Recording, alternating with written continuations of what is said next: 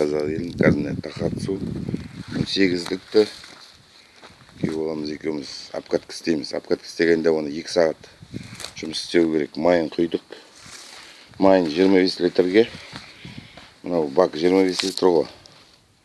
1 литр май кетеді. 2 сағат қызу керек. Мен бірінші рет қызырып тұрғанымыз. Кесетші.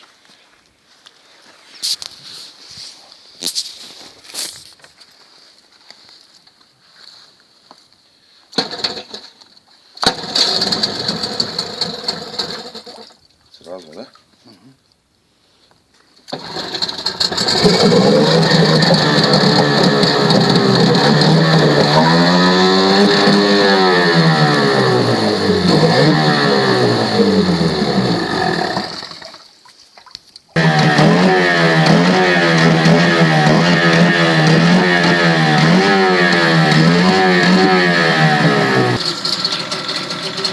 Міне қыздырып қойдық.